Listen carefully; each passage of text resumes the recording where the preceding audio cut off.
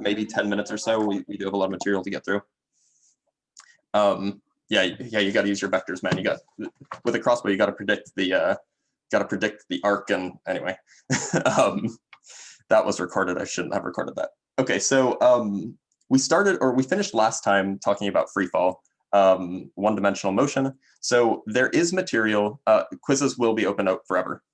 There is material that I want you guys to cover that I'm not going to talk about in lecture. So if you go and you look at the lecture notes that will be posted today, and at the end of, let me double check. This is important for you guys to know.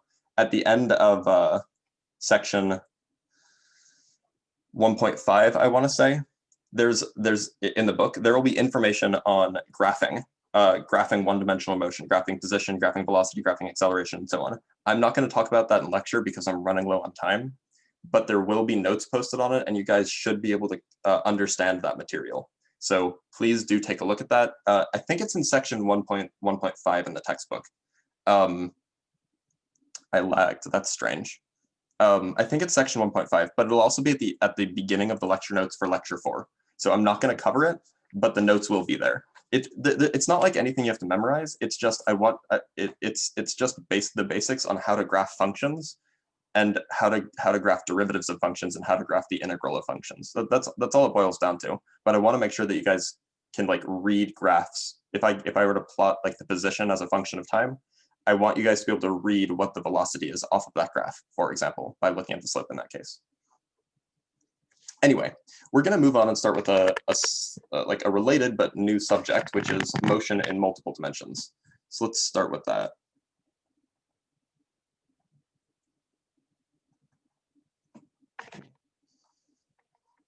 Yeah, things like that, or plotting position given velocity and so on.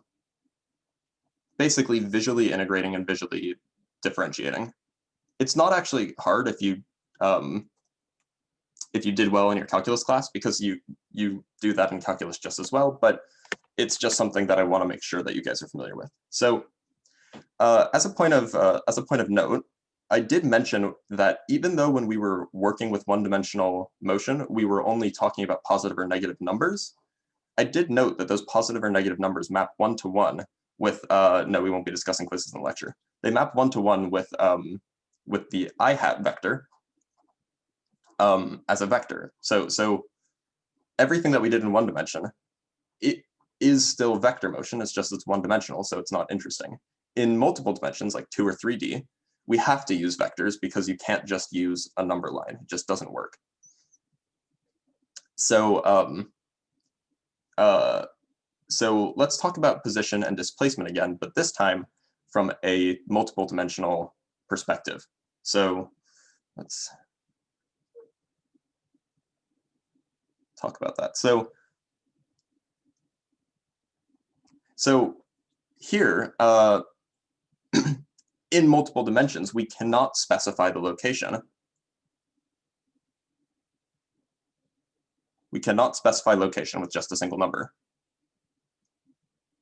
The W slash means width.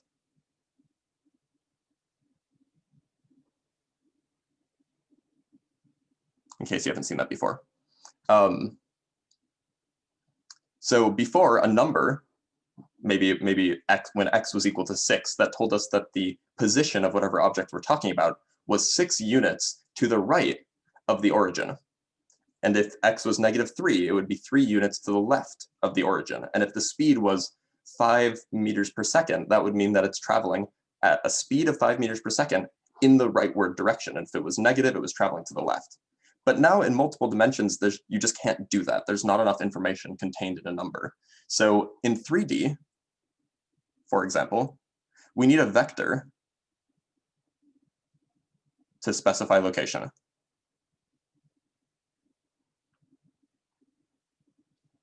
Because if you're given some reference point in origin, it's not enough to just say how far away you are from that origin. You also have to specify what direction you're in. So we have this name, the position vector, this object, which we give the name R with the little vector arrow over it. So R is the thing that represents position. And so this is x I hat So it's x units in the I hat direction along the x-axis, plus y j hat, plus z k hat. And so all you would do is the position vector is just the location of the point on the xyz coordinate system. It's xi hat plus yj hat plus zk hat, where x is maybe however far you are along the x-axis, and so on and so forth. And so we can do the same thing that we did with displacement. In the one-dimensional case, displacement, instead of having coordinate position being x, we have a position vector. And so if we want to find displacement, all we do is we take the difference between two position vectors. So this would be the final position vector minus the initial position vector. And so that would just be, well, we just use vector subtraction. The homework is due at noon. So it's xf minus xi in the I hat direction, plus yf minus yi in the j hat direction, plus zf minus zi in the k hat direction. So all we did is we just subtracted the final vector from the initial vector from the final vector. And so this thing, this delta r, is, we just call it the displacement vector. So we're not really introducing a whole lot of new stuff. You guys already know how to add and subtract vectors just by adding and subtracting their components. And now we're just applying the things like displacement and what we will talk about in a minute, velocity and acceleration, to these vector quantities rather than just numbers. So just as a quick picture to get an idea as to what the displacement vector really represents, if you have some origin, maybe this is your initial vector Ri. If your so hard to draw. If your final vector is, say, Rf over here, well, what is the displacement vector? The displacement vector is the vector that goes from Ri, it's not a very straight line, from Ri to Rf. So it tells you how far do you have to go and in what direction from the initial vector to the final vector. Where, this would be y, this would be x, this would be z. Right, so we can do, so that's displacement in 3 dimensions. And obviously this generalizes. If you wanted to talk about 4-dimensional or 5-dimensional, whatever, you can do all of this stuff. You just keep adding unit vector letters, like W and V are used pretty commonly. We can do the same thing that we did with velocity as well. So we can define average velocity as the displacement vector divided by the duration over which that motion took place, right? You can always multiply and divide vectors by a number. And so delta t is just a number of seconds, right? So so just like how you can multiply a vector by 5, you can divide a vector by 2 seconds. And so this would be delta x, delta t, divided by delta t in the I hat direction, plus delta y over delta t in the j hat direction, plus delta z over delta t in the k hat direction. By the way, you'll hear me use the k hat direction and the z direction interchangeably. Sorry about that. They mean the same thing in my head, so like the words just kind of get mixed up because they are the same thing. And then we can do the same thing for just the instantaneous velocity vector. It's just, again, as before, we take the limit as t goes to 0, and then these things become derivatives. So this is dv, the vector dt, which is just dx dt in the I hat direction, plus dy dt in the j hat direction, plus dz dt in the k hat direction. That's all it is. So the first question that you might ask, or that you might have this intuition, which I'd like to break.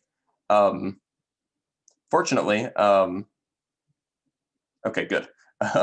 Fortunately, we can resolve this issue fairly quickly. So let's talk about a potential question.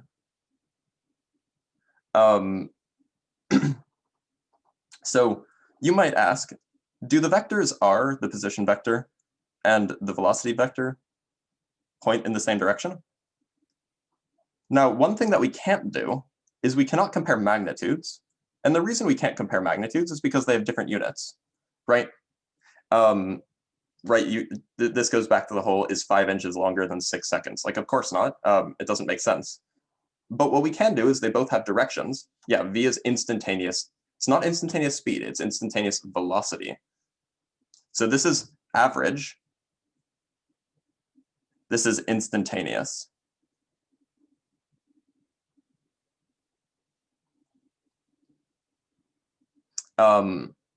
Right. So we can compare directions. Directions don't, like, the direction doesn't have units. It's just in the I direction or in the I plus j direction or whatever. Like, the directions can be compared, so it's worth doing. And it turns out, though, that the position vector and the velocity vector, and by the way, unless I say otherwise, the velocity vector always refers to the instantaneous velocity, not the average velocity. The answer is no, these do not have to point in the same direction. And I can just give you a simple example that is a counterexample. So let's say that the vector r, the position vector, depends on time, like the object is moving.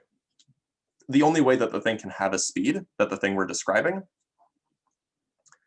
is if the position changes with time. So I'm going to write r vector as a function of time to indicate that it changes in time. And all this means is it's just the x position depends on time, and the y position depends on time, or at least they potentially depend on time. And I'm just going to specify, going to give a random example. X of t is 3 meters per second times t. So go and double check. T has units of seconds. Sorry, t has units of seconds. We multiply that by 3 meters per second, you get a distance. So that checks out. It's a sensible thing to define it that way. And y of t is just 5 meters. And of course, 5 meters is a distance. So r of t has units of distance, it makes sense.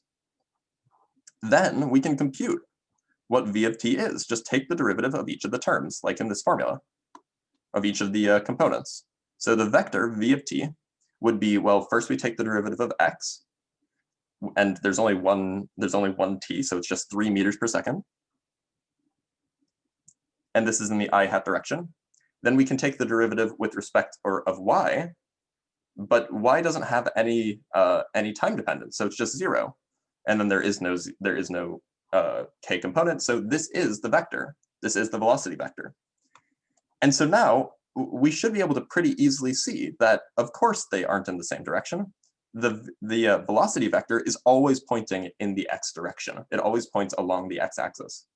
Whereas the position vector has a part that's in the x direction and has a part that's in the y direction. So of course they can't be pointing in the same direction. The example here would be, this would be the velocity vector, and then the position vector would be something like, obviously it's changing in time, it would be something like this. It starts off like going up, say this is r of 0, and then at a later date it would be, say, r of 1, and at a later date it would be, say, r of 2. Sorry, that's r of t. That should be r of 1.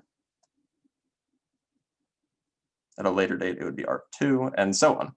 And I mean, as time went on, it would get closer and closer to being parallel, but it never would be, because the velocity vector is always pointing horizontally, and the position vector never points horizontally. It'll always have some component in the vertical direction.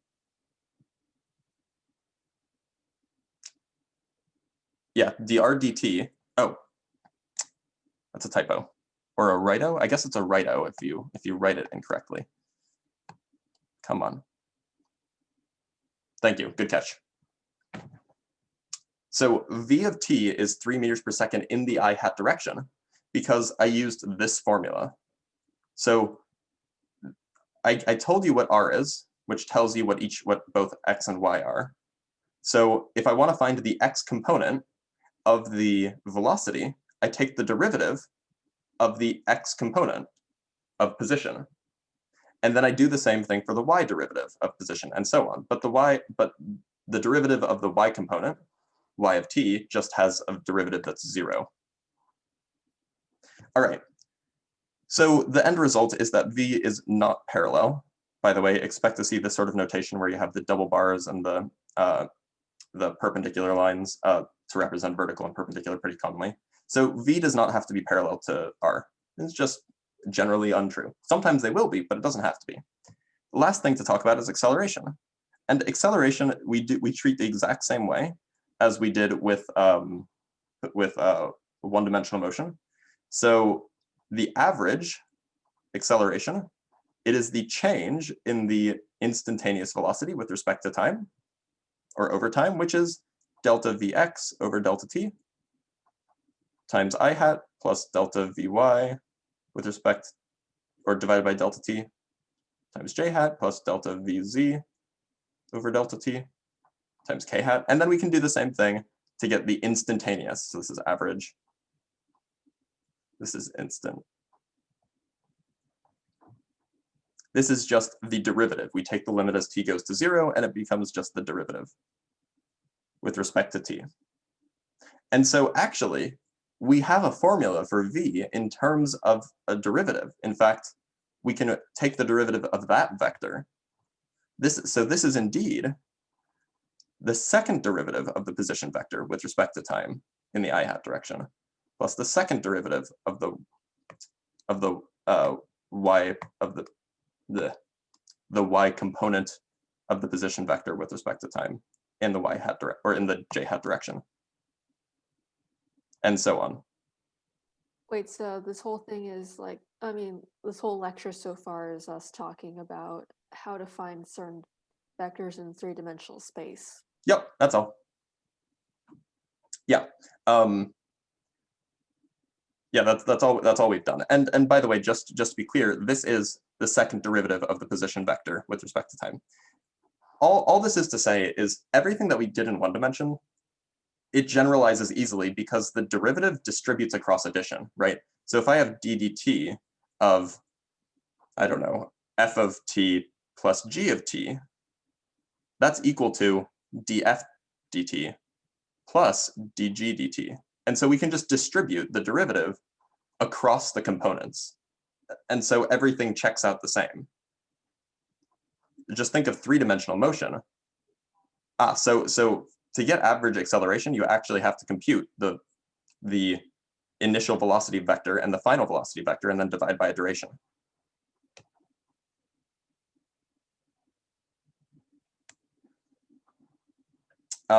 Right, so that's the deal with vectors in 3 dimensions when we talk about position, velocity, and acceleration. It's not particularly challenging once you're comfortable with the one-dimensional stuff. Now, things do get a little bit trickier because now there are different directions to handle. So let's talk about splitting directional and magnitude changes. So the dimensions are squared. One more time. The dimensions are squared along with the time. What do you mean squared? E squared x over d t squared. I mean, I'm just taking 2 derivatives of the position. Oh. Yeah. So acceleration is just the second derivative of position. And so the acceleration in the I hat direction is the second derivative of the x coordinate position. Yeah, hopefully you guys have seen this notation before. Anyway. So let's talk about the difference between changes in the magnitude of a vector and the changes in the direction of the vector, right? Because unlike in one dimension, in one-dimensional motion, there was no changes in position, right? It was all just changes, there was no change in direction. It was always along the x-axis. So all you were doing was changing the magnitude. I mean, you could also turn around, but that's hardly a difference in direction. It's still parallel to the original direction. In this case, though, we can talk about both changing the magnitude of a vector and rotating the vector, changing its direction. And so it matters here. So the point is that velocity and acceleration both involve derivatives of vectors, right? So when you're, like, if you want to find the velocity vector, the instantaneous velocity vector, you take the derivative of the position vector. And a vector is composed of a magnitude and a direction.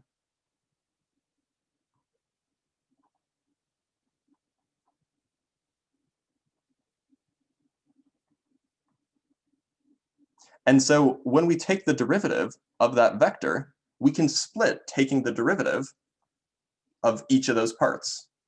We can treat the changes in these properties separately.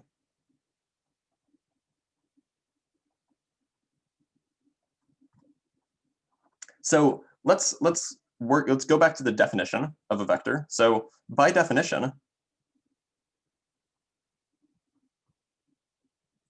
the vector R, the position vector, that is just its magnitude. Remember when I said that sometimes I will just use the letter without the bars and the symbol over it to represent the length? This is exactly what I meant. So this R here, this is the magnitude of R vector. So the vector R is the magnitude of R times the direction of R. Now, this might seem strange. What does R hat mean? All this is this is the unit vector. This is a vector with length 1 that's in the same direction as R.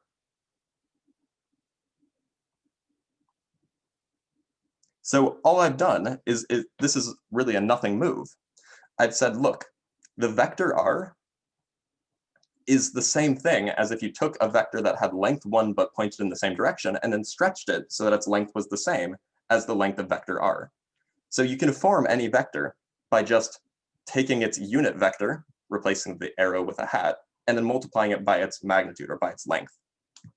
So what does that mean? Well, or how does that help us? Well, the velocity is just the derivative of the vector R. It's the time derivative of the vector R. But we know that we can use this formula, R is equal to, or R vector is equal to R times R hat. So I'm just going to replace that in the derivative, and then we can apply the chain rule. Sorry, the product rule, which is, so I take the derivative of the first, multiply it by the second, and then I add to it the first times the derivative of the second. And both of these things are allowed, right? So the first term is how the speed changes. Oh yeah, thank you. Good catch. The first term, this guy, that tells us, or that term probes the change in the magnitude, right? If the size of the, or if the length of the arrow, if the length of the vector isn't changing, that term would be 0 because the magnitude is constant in that case. Similarly, this second term probes how the direction is changing because our hat doesn't have any information about the actual length of the vector. It only has information about what direction it's in. So the only way it can change is by changing direction. In particular, I want to note that this is not necessarily 0.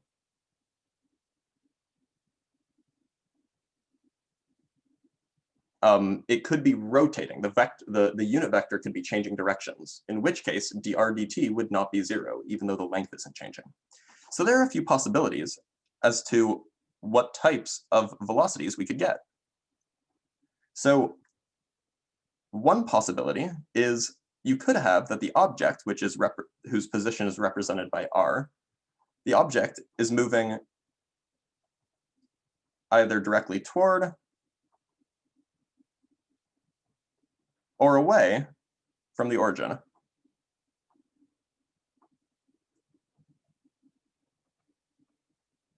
Now the origin is the position 0, 0, or 0, 0, 0. And so it's the place from which the r vector originates. In that case, so that would be like, you have your r vector, and maybe at a later time, the r vector, or the position, so the position might be initially here, let's call it r of 0, and then this whole long thing would be r of 1.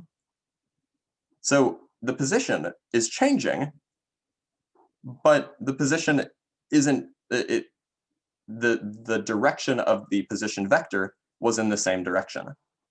So its direction wasn't changing, it was just the distance it was from the origin was changing. In that case, in this particular example, r hat of t is constant, and r of t is changing.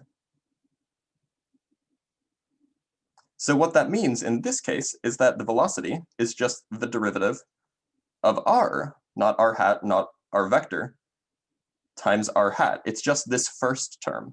So in this particular example, the derivative of the second term, the derivative of the r hat term, is 0, because the direction that the object makes with the origin isn't changing at all. Now, there's another possibility that we could have. We could have that the object is moving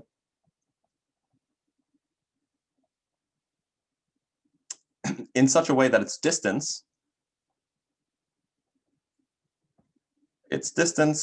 from the origin is constant.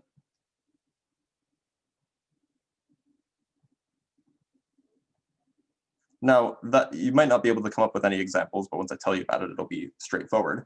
The thing to think of here is, like, imagine if you tied a string or tied like a rock to a string and then you swung it around your head. The rock will always be a constant distance from the center of the string, or from where your hand is, right? Because the string's length isn't changing. But its position is still changing. It's just the distance from where your hand is isn't. So in this case, the quantity, the magnitude r of t is constant, but the direction that the object makes with the origin changes. So in this case, that would imply that the velocity vector is just r times the derivative of the unit vector in the position direction, in the r direction. Yes. And so one way to see this is that anytime an object moves on the surface of some sphere, that implies that its distance to the center of the sphere doesn't change, because the sphere is the set of all points that are equally distant from the center, right? So if you like pop the sphere into existence and then let a bug crawl around on that sphere, its motion would satisfy this criteria. Its direction relative to the center, or its position relative to the center of the sphere, would be changing, but the only thing that's changing is the direction of that unit vector, or of that displacement vector, or that position vector, because its distance is always the same. The third option is just some combination of the above.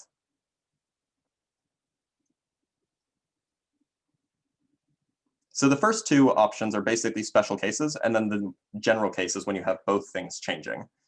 Like, for example, if the thing was moving on an ellipse, yeah, that can only be the case on a sphere, or if you're working in 2 dimensions on a circle, right? So so we can sort of categorize this type of motion.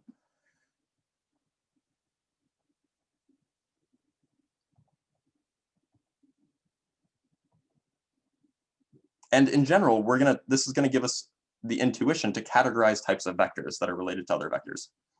So just a thing to note, and hopefully you guys already knew about this or imagined it, if the dot product of 2 vectors, so A and B are just 2 random vectors here, if the dot product is 0, that means that the vector A must be perpendicular to the vector B. And the reason to see that is, like,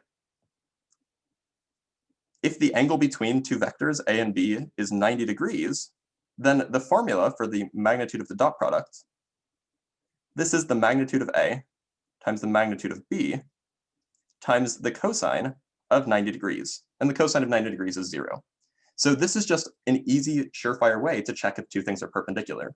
If the dot product of their vectors is 0, then they must be perpendicular. Yeah, orthogonal means perpendicular. Yeah, they're the same thing. Sorry, I'll use them interchangeably.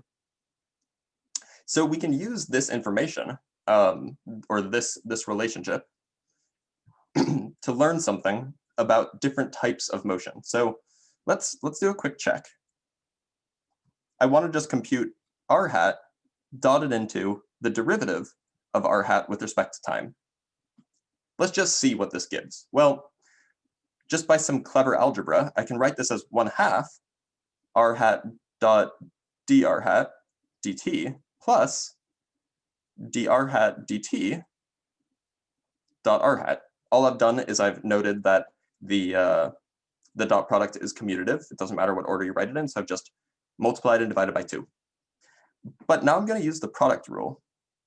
So this looks like this is the product, or this is the derivative of r hat dot r hat, right? Take the derivative of the first, or sorry, take the derivative of the second, multiply it by the first, that's this first term, and then take the derivative of the first and multiply it by the second, that's the second term. And the derivative does indeed the product rule applies to the dot product. That's a true statement. And you could double check that by working it out in components. I challenge you to do that if you don't believe me. But a unit vector dotted into itself, we know what that is. It's just 1, because by definition, a unit vector has length 1, and a vector dotted into itself is the square of the length of that vector. So and the derivative of the number 1 is just 0. So this implies that the vector r hat, and hence the vector r, is perpendicular to dr dt. And also it's true that r hat is parallel to r hat. Like, that's just a true statement. Like, the obvious thing is parallel to itself. And so the vector r is parallel to r hat. So where does that leave us? Well, that means that we can decompose the velocity vector v into 2 parts, right? So we had this decomposition up here, right? We had 2 different parts. So let me just write out what the parts were again. dr dt in the r hat direction plus r dr hat dt. So this part is parallel to the position vector. And that's just because r hat is parallel to r. This part, on the other hand, dr hat dt, we just found is perpendicular to the position vector r. So we're going to give these new names. We can now decompose this vector into 2 parts. There is the parallel part, v parallel, and there is the perpendicular part, v perp. And so you can do this with any vector relative to, or anytime you have a vector that is the derivative of another vector, you can always do this. And the thing that you're referring to, when I say v parallel, that's the part of v that is parallel to the position vector. When I say v perpendicular, that is the part of v that is perpendicular to the position vector. So the idea here is just that sometimes it's hard to do this without animating it. Imagine an ant crawling around on a sphere, right? Ant with a little body, 6 legs, antenna, right?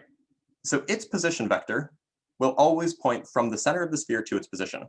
But as it's crawling, its velocity vector will point whatever direction it is. And in fact, it will always be perpendicular to the position vector, right? But now imagine that the ant could also burrow. Oh, what just happened?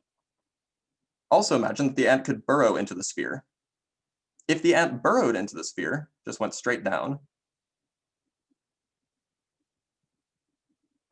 then the velocity vector, the position vector still points straight out, but the velocity vector now is in the same direction. Well, it's in the opposite direction, but it's still parallel to the position vector. And so that would be this example here. And so if the ant is freely able to burrow and crawl horizontally, crawl along the surface, then its velocity vector could be a combination of those 2 things at any given time. Now, we can do the same thing with acceleration, which is where this gets interesting. So let's talk about acceleration. So one thing to note is that acceleration can be the result, acceleration in the colloquial sense, or in the non-colloquial sense, the physics sense, can be the result of changing speed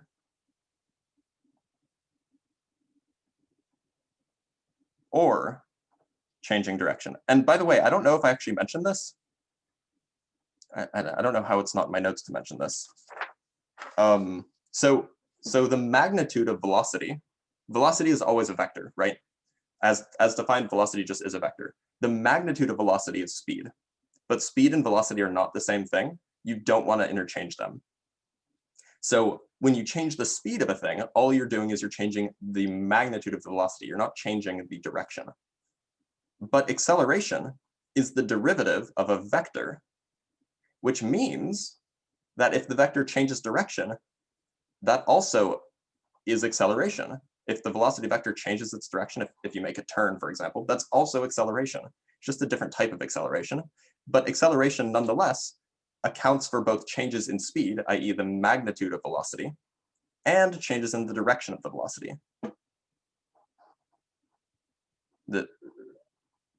Right, so like before, we can decompose the acceleration vector into two parts.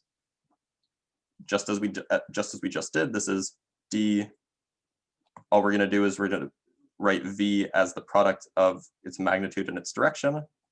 And so this is dv dt in the v hat direction plus v dv hat dt, just as we did before. And so we're going to give these names. So this thing, just like we did for velocity, this is a perp or a parallel, and this is a perp. And so, and by the way, when we say a parallel, that is the acceleration that's parallel to the velocity vector, not parallel to the position vector. So this a parallel, this tells us about how the speed changes. This a perp, this tells us about the change in the direction of motion.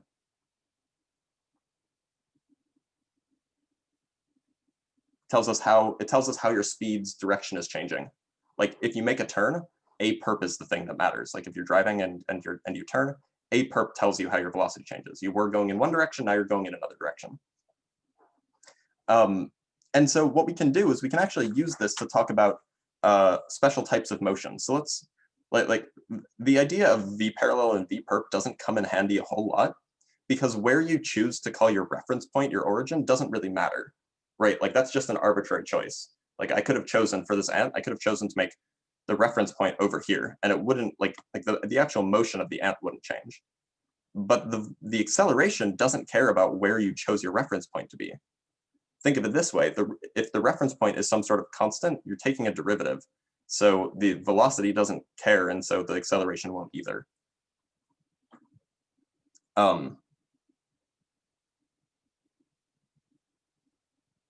Yeah, I'll leave it at that.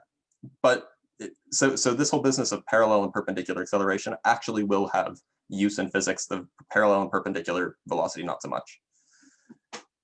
And we'll see the first use come on. And I'm going to go for probably another 12 minutes, by the way. So if you do have to leave, you know, it will be recorded. The first use of these concepts, perpendicular and parallel acceleration, show up when we talk about circular motion. So now let's consider the special case of an object moving in a circle.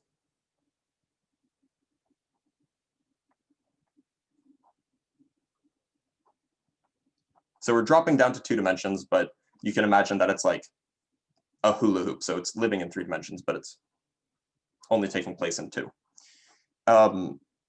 So let me draw a picture. It's as good a circle as it'll get. And let's say that the object is here at some point in time. Maybe it has velocity vector going this way. By the way, it has to be parallel to the circle that it's drawn, because otherwise it wouldn't be going in a circle, right? Let's call it VI. And then maybe at a later time it has velocity going this way, VF. Now, we can ask, what is the acceleration? Well, certainly the velocity is changing, right? Its direction is changing. But we could say more about that. We can actually say something about the perpendicular, or the average of the perpendicular component of the acceleration, perpendicular to the velocity. In this case, if the, how do I want to phrase this? if the magnitude of the velocity, if the speed is constant, which it has to be for a circle, we can understand why that has to be the case later.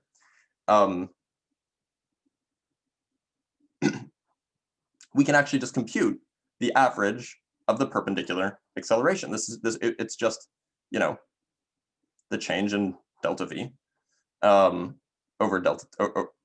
dt. And the reason why this is the perpendicular acceleration is because we're assuming that the speed isn't changing, that it's moving at a constant rate. And so this thing here, this a perpendicular in this case, let me finish drawing this picture. So if we wanted to find the acceleration, the average acceleration, which might be the same as the acceleration between the 2 points, all we have to do is we just have to take those arrows and just shift them and then subtract. So this is vi, this is vf. And so delta v is that thing. And so if we were to put it at the center, it would look something like this. This would be delta v. So in this case, delta v is indeed perpendicular to v middle, right? By the way, this is why the speed has to be constant, because if it wasn't, then that just wouldn't be true. Perpendicular, it would not be traveling in a circle anymore. The whole point, though, the point of this picture is if you assume something's traveling at a constant speed going around in a circle, then the acceleration that that thing experiences will always point towards the center. It will point from its current position towards the center, which is perpendicular to its velocity at any given time. And so we call this type of acceleration, the acceleration that points towards the center, we call it centripetal acceleration.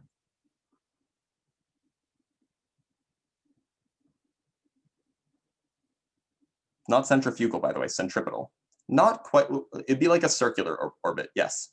And by the way, the reason, like centripetal, the word means, or it comes from, I think, Greek root, it means center seeking, i.e. pointing towards the center. So that's why centripetal acceleration is what it is. It is acceleration that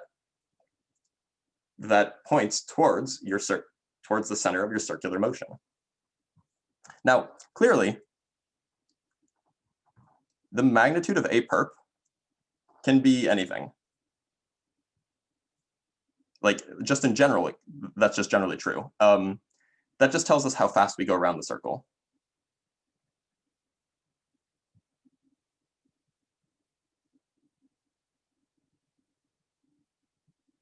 Now, this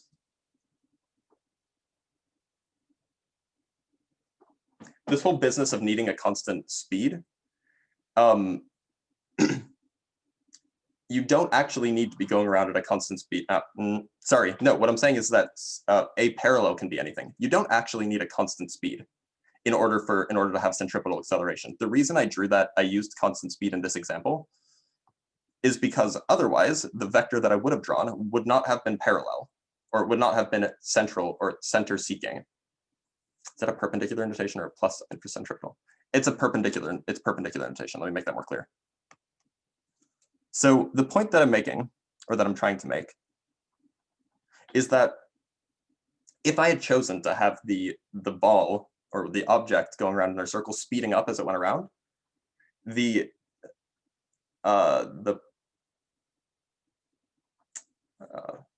hold on, this is for constant v.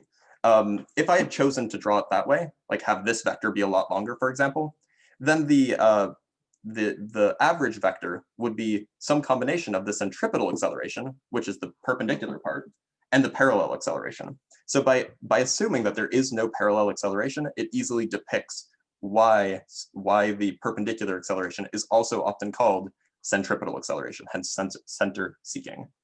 But the parallel acceleration, all that does is it tells us whether or not the rate at which you're going around the circle is changing. Yeah, so we're probably going to go for another 5 minutes because the quiz took us 10 minutes. Like, you don't have to stick around. You can leave. It's recorded. What's the name of the vector that is perpendicular to the change in velocity vector? It's a perp, or it's the centripetal acceleration. We'll actually get to that. So this is equal to AC. It's another name that we give it. So the question is can we say anything about the magnitude? Because we know what direction it's in. Like, can we say anything about how large it is? I promise this will all make more sense in a moment.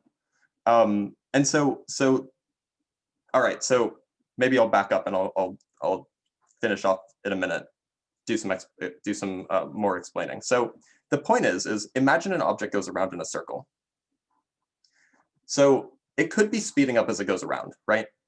And you could figure out what the average acceleration was at any given point, or between any two time points. And the way that you find the average acceleration is you'd take the difference between the two velocities, and then you divide by the duration. And so so the difference in the two velocities will always point in the same direction as the average acceleration. It's A sub C for A centripetal. So the point is when you're moving in a circle, there's two parts to your acceleration. There's the acceleration that points towards the center, and that is evident by noting that if you're moving at a constant speed, the average acceleration just points, like you can, that was the whole point of this picture. If you're moving at a constant speed, then the difference between the two vectors will always point towards the middle.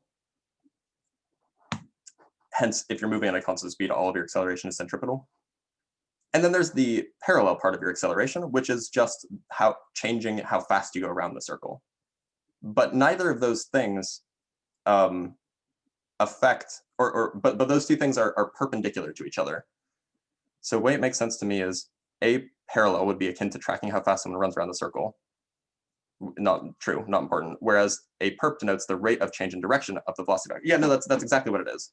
Well, a parallel tells you how quickly your speed is changing as you go around the circle, which doesn't really matter here because we're not interested in, we're interested in how your velocity vector is curving. We're not interested in how fast your velocity vector is going. I just want to finish off with a little bit more, and then we can talk about this for a bit more after I finish. So we can say something about a perpendicular or a centripetal. They're the same thing. We know what direction it's in. It's always towards the center. But we can also say that the faster an object goes around the circle, the more a perpendicular you have to have, because that a perpendicular tells you how quickly you're turning. So as you go around the circle, if you're going around faster, you have to turn faster. So your perpendicular acceleration has to be larger. So faster revolution rate. This means larger centripetal acceleration. Also, if the circle that you're going around, if that's smaller, it means that you're turning more for every unit of distance that you travel, right? Like if you travel 1 meter on a large circle, you don't turn a whole lot. You travel a meter on a very small circle, you travel a whole lot. So we also know that a smaller circle, let's make this an implications. This is also a larger centripetal acceleration. Both of those things are true. So it turns out, and you could work out the geometry if you really wanted to. It's not super challenging, but it's messy. It turns out that there's actually a formula for the magnitude of the centripetal acceleration for circular motion. And it's just equal to v squared divided by r, where v is the magnitude of your velocity. So as you go faster, your centripetal acceleration has to go up. As your circle gets smaller, your centripetal acceleration has to go up. So this is larger v. So when I say revolution rate, I'm really saying what is your speed as you go around the circle, not the rate of change of your speed, not your acceleration, but the, oh no, okay, let me use a capital R. Actually, no, that's actually fine. If you can use a lowercase r, because if you're measuring relative to the center of your circle, R is both the radius and the length of your position vector. Yes, they are the same thing, because for a circle, your position vector's length never changes, right? So this is just a true fact. But really, this is the radius of the circle. Wait, I have a It question. also is the magnitude of the vector R measured from the center.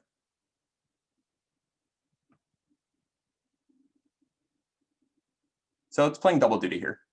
Yeah, you cannot divide by vectors, so that's why like that it just doesn't make sense. Remember that when I have a symbol without the vector symbol, it means the magnitude of the thing. Hence, I don't have a v with an arrow over it. I'm taking the magnitude of the velocity and then squaring it, taking the magnitude of the position vector, or equivalently, the radius of the circle. Actually, for the, yeah, so I'll leave it as little r, because that's how it's usually taught. But keep in mind that when you see this formula, this is generally, people don't think about r as the magnitude of the r vector, although that's totally valid. People think about it as just the radius of the circle. And so this is something that you should probably memorize. Like, I mean, everything's open note, but this is something that you're going to use so much, you'll just automatically commit it to memory anyway, so may as well do it now, so you don't have to look through your notes every time. I All have right. a question. Yeah, let me stop recording really quick.